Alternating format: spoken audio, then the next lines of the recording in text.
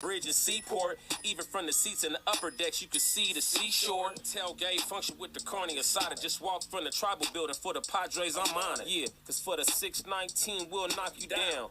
Anything for the Brown, put it on the town. Started back rocking the Brown. Ever since we've been knocking them down. Baby said she wanna go to the game. Taught her how to say Padre gang.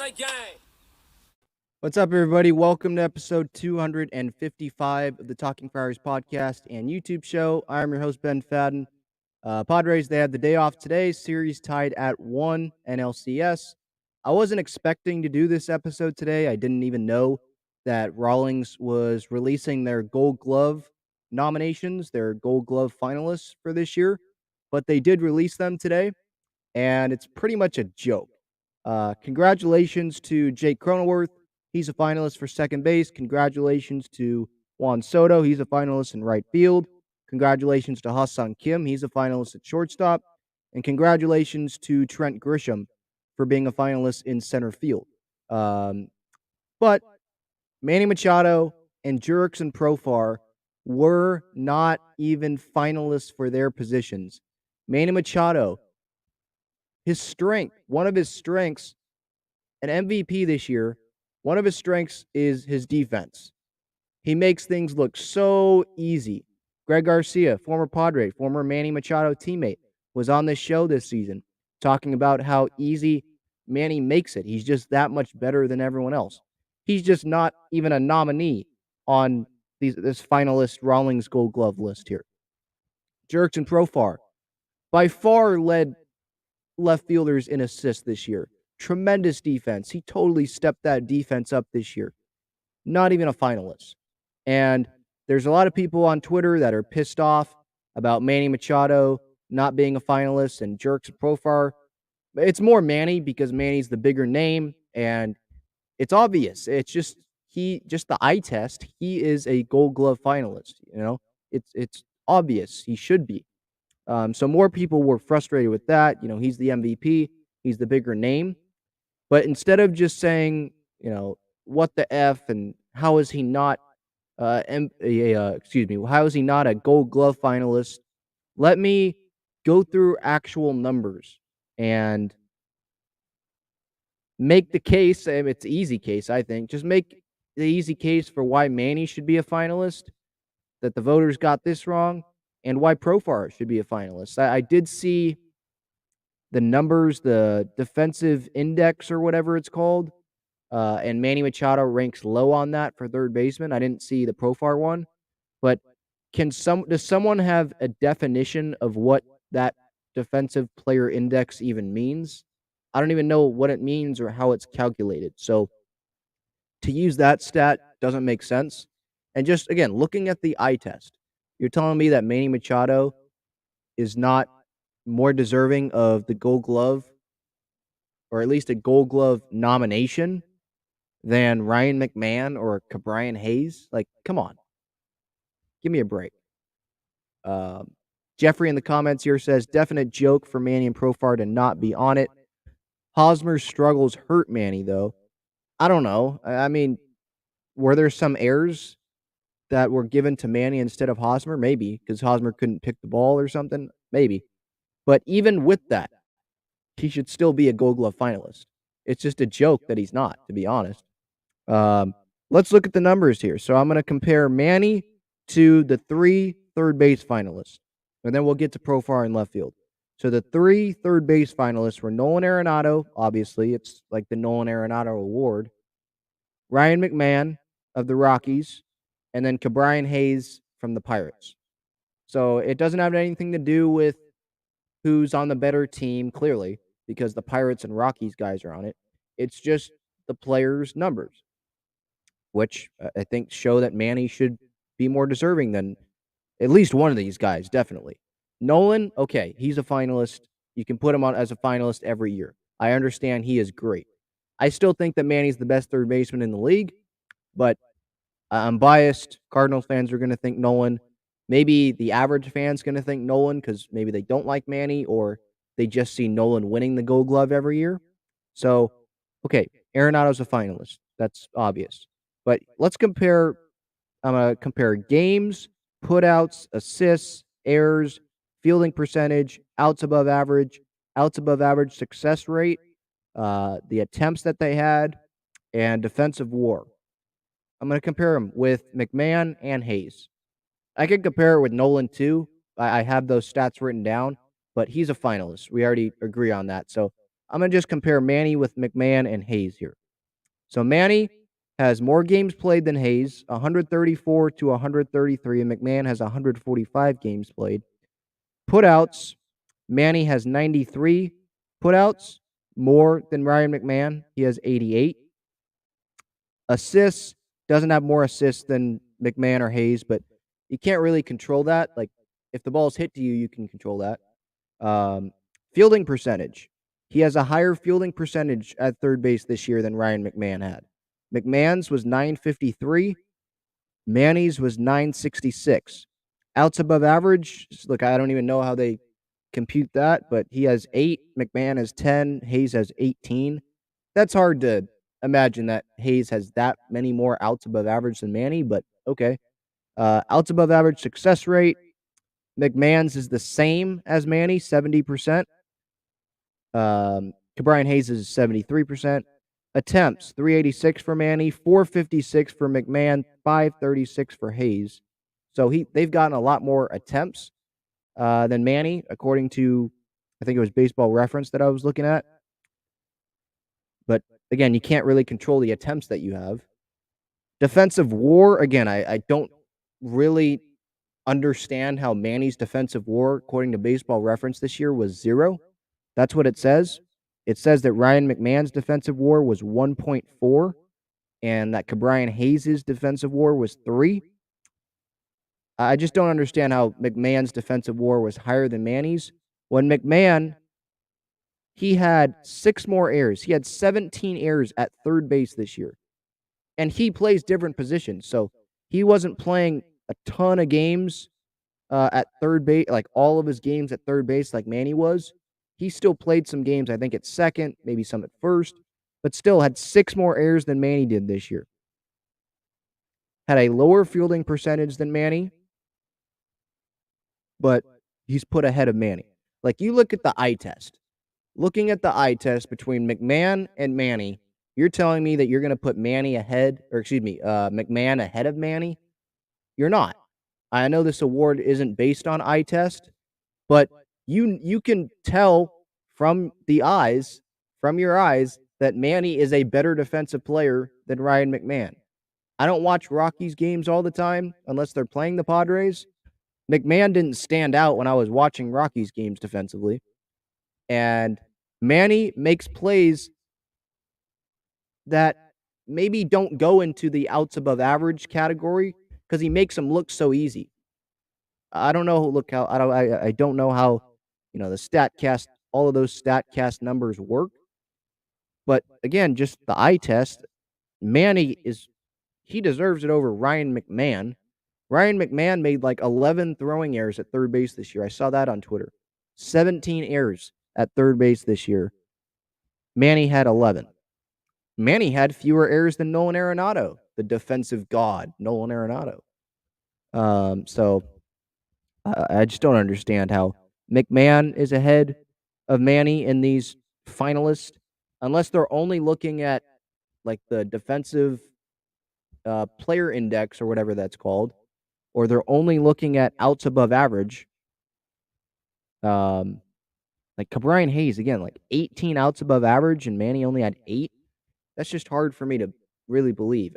Look, I don't know how a bunch of these stats are even measured, but again, Manny, higher fielding percentage than McMahon, way fewer errors. So I just don't get it.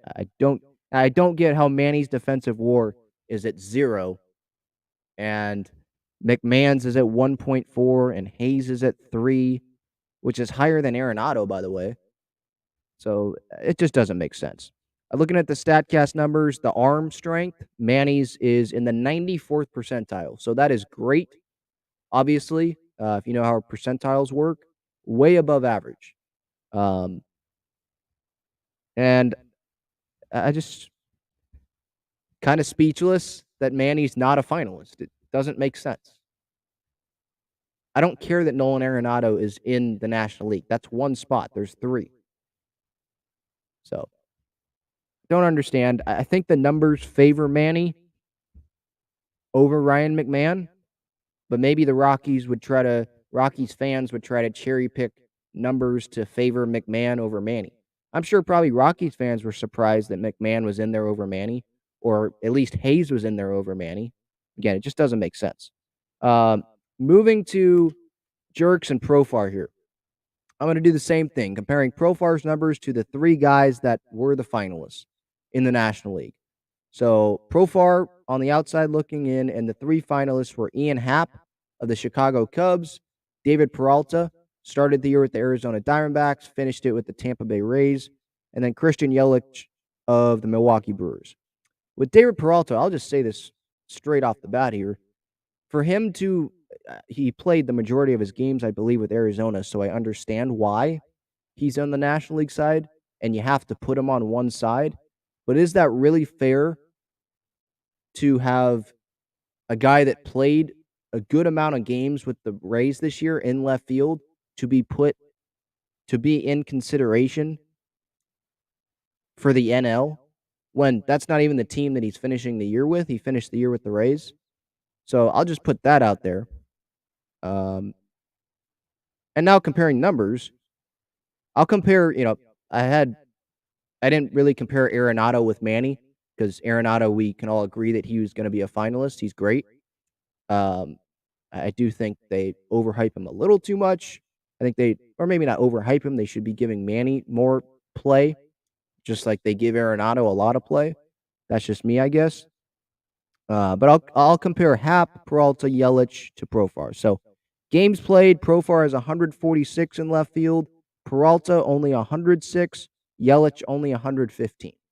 So that's a significant amount of more games played in left field, where obviously this is the position you're judging defensively. And Profar has the edge there over Happ, or same amount of games as Happ, by the way, actually, sorry. 146. And more than Peralta, more than Yelich. Putouts, 229 by Profar, 215 for Peralta, 189 for Yelich. So there's the advantage there. I know you can't really control that too much because, if the ball's hit to you, okay. If it's not, then it's not. But that is a number, and so I'm just throwing it out there. Ian Happ had 274, so he had more than Profar. Assists.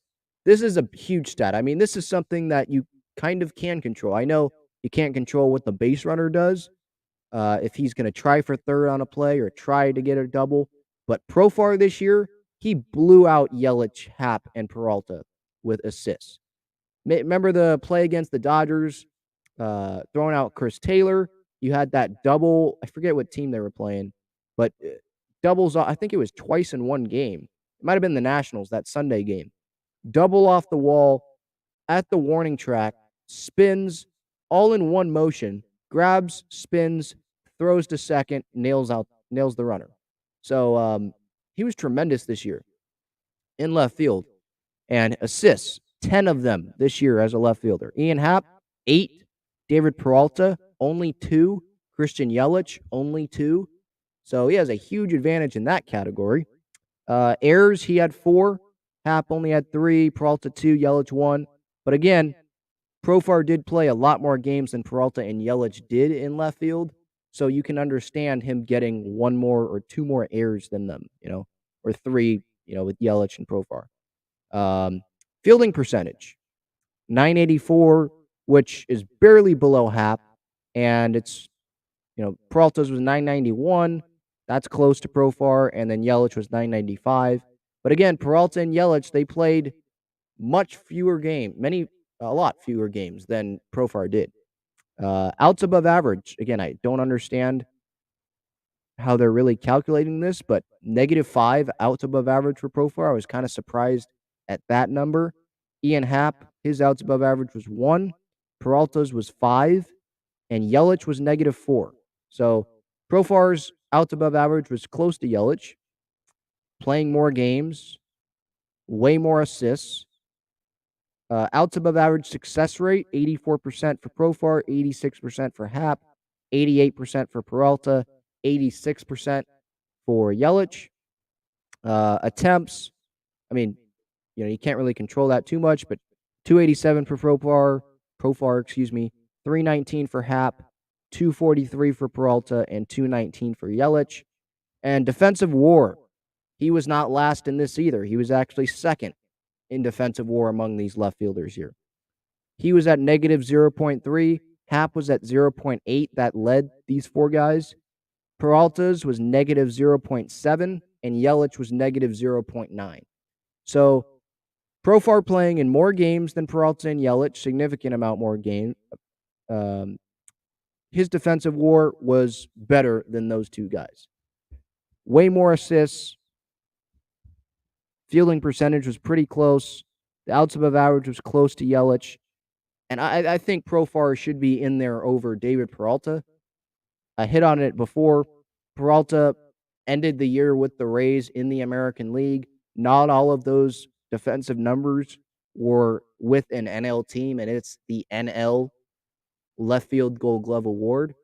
I guess you have to consider him on a spot, so they're going to go with Arizona, but I just don't think that's fully fair to Profar when he played all of the games in the NL with the Padres, and he played a lot more games than Peralta did the whole season,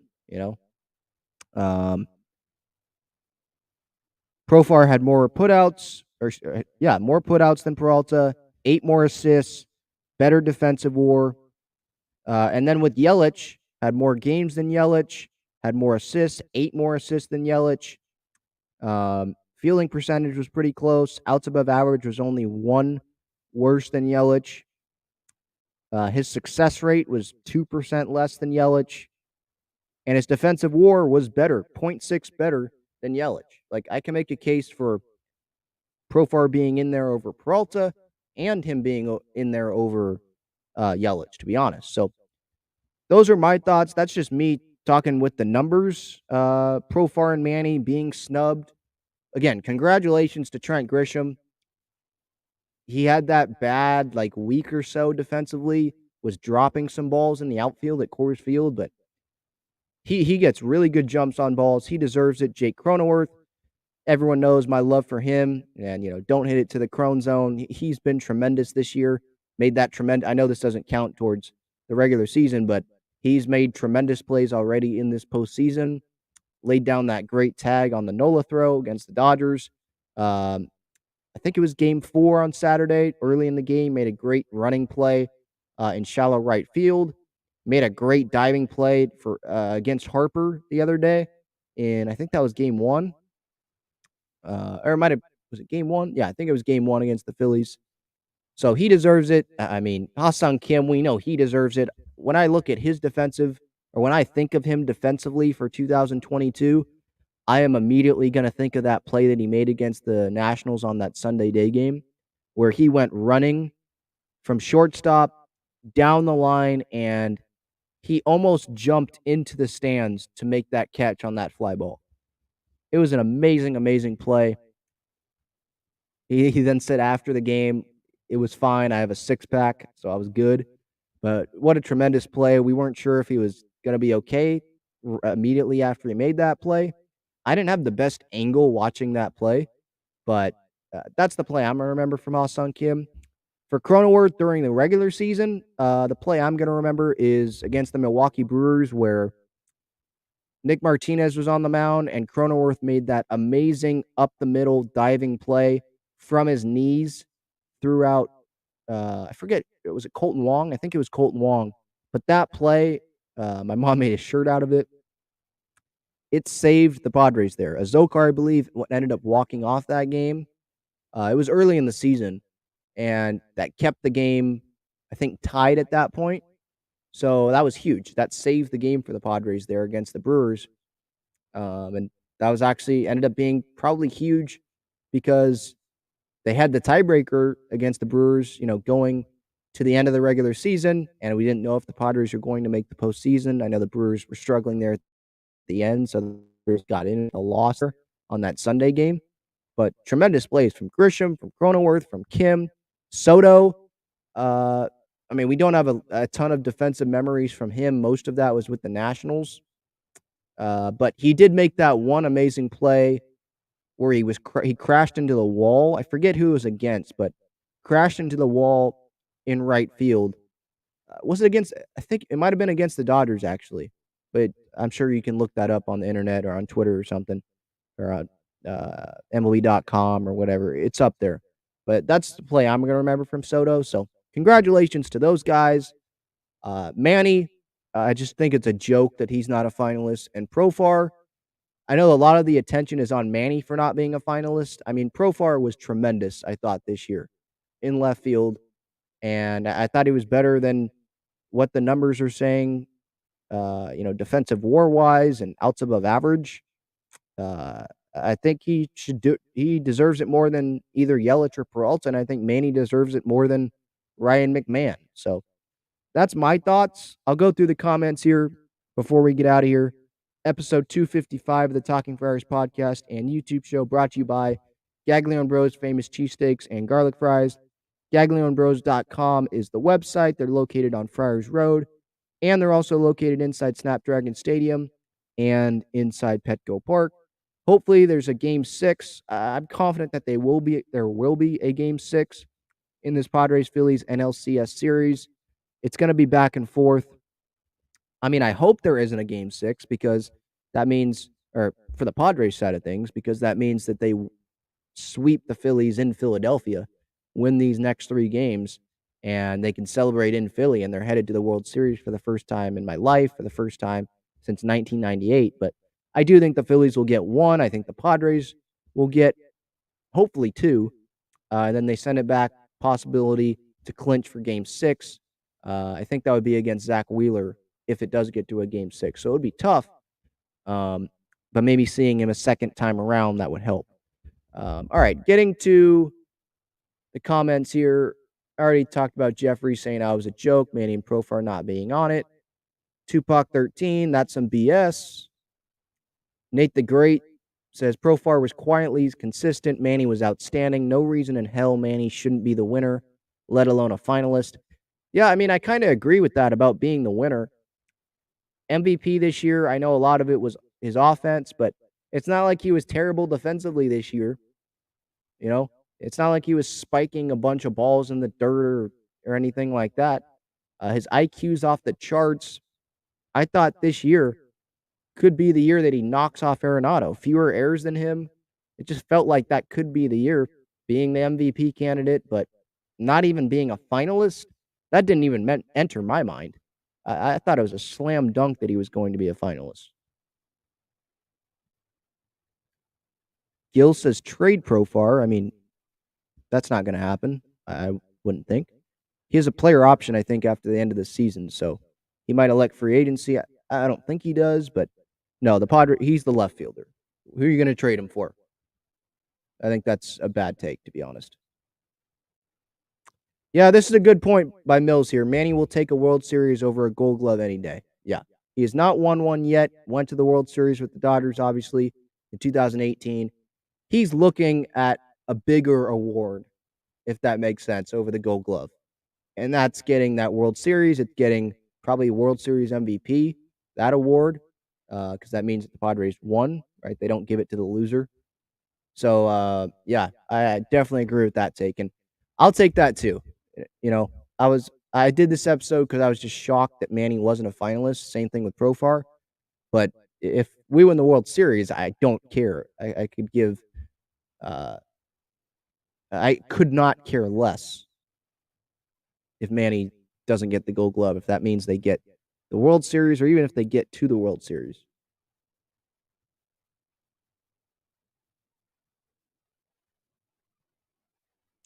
Katie says maybe Manny won MVP and that is why he isn't on the list. One can hope. Well, I mean, I understand. Like, I think Manny would take the MVP too over a Gold Glove. Obviously, he would take the World Series over anything. I don't think he's going to win the MVP this year. And Nolan's going to be an MVP finalist, I would think. And he was a Gold Glove finalist. And he's probably going to go win the award. So, I don't think that's it, but yeah, of course we can hope that he wins the MVP. He's obviously the Padres MVP. I don't think that he wins the MVP. I do hope that it's him, Goldschmidt, and Arenado for the NL MVP finalists, though. And he at least gets that spot, that kind of shine at the end of the season. All right. That's going to do it. Talking Friars episode 255. I appreciate you tuning in here, listening, watching. Thank you so much. Ben Fadden signing off. By the way, I did that breakdown on the Nola Brothers that is available on this YouTube channel, so check that out. I'll be back for a pregame show tomorrow, postgame reaction. See everybody. Go Pods.